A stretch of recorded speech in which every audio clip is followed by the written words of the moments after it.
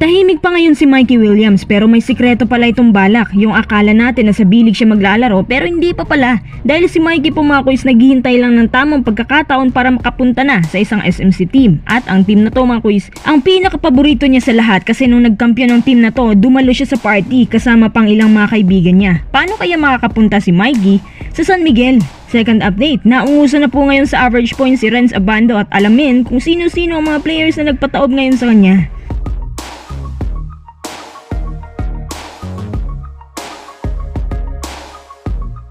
Bago tayo magpatuloy, kung nais susuportahan ang aking channel, just click subscribe and share. Welcome back nga pala in advance sa'yo Mikey Williams. Alam nyo ba na kahit tahimik siya ngayon pero may balak pala itong bumalik sa PBA hindi para sa TNT kundi para sa isang team na pinakapaborito niya, ang San Miguel. Naalala nyo ba nung panahon na nagkampiyon ng SMB habang ito si Mikey dumalo pa sa kanilang celebration party? Lubang nasaktan nga ang TNT sa ginawa ni Mikey noon. Isa raw itong pambabastos sa MVP camp. Depensa na ilang SMB players. Dumalo lang naman si Mikey kasi marami siyang kaibigan doon, lalo na si Chris Ross. May nabalitaan din ako mga kuys na isa din daw si Ross sa mga kumakabig kay Mikey para sa SMB at hindi malayong makumbinsi siya kasi marami siyang kaibigan doon. Ang gusto ni Mikey, yung nakakasundo niya lahat ng isang grupo mula sa coaches, pababa sa mga players. Iba daw ang SMB. Ngayon ang gusto naman pala ni Mikey sa SMB, paano kaya makakapunta si Mikey sa kanila? Ano ang gagawin ni Mikey? Una, hihingi po siya ng pag-release ng TNT.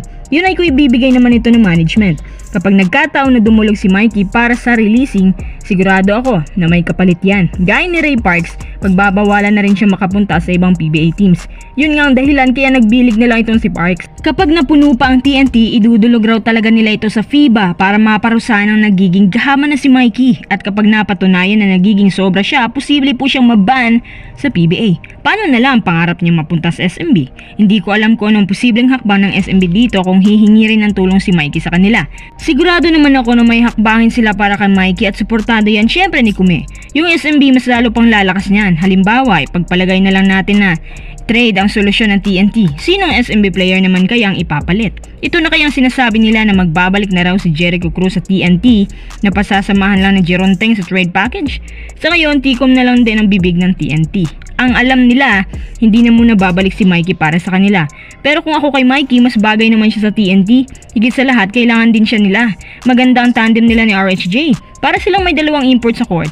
Pero yun nga, ayaw ng pagbigyan ng TNT ang request niya na sobrang laki nga ang kailangan. Mga kuys, bagay ba si Mikey Williams sa SMB?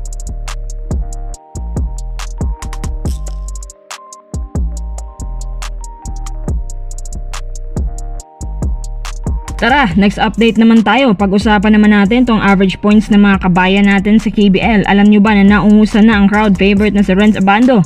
Base sa standings, nangunguna po si Ethan Albano na may 16.3 PPG. Pangalawa si SJ Belanghel na may 16 PPG.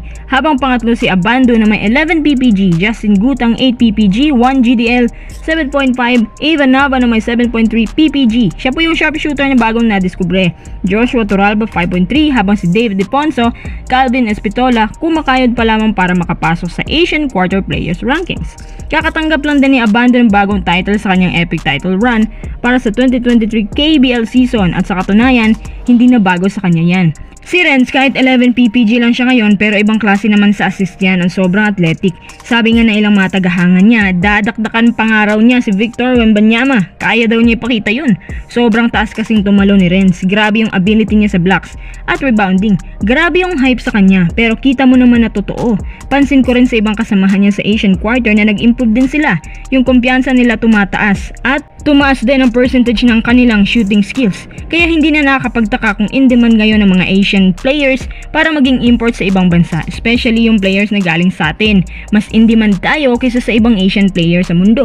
Kapag ito napuntang PBA, siguradong walang mararating ang karera nila, hindi gaya ng tinatamasa nila ngayon. Ang rankings na ito ay posible pang magbago depende sa magiging takbo ng performance nila. Let's see kung sino na naman ang aangat at bababa sa kanila.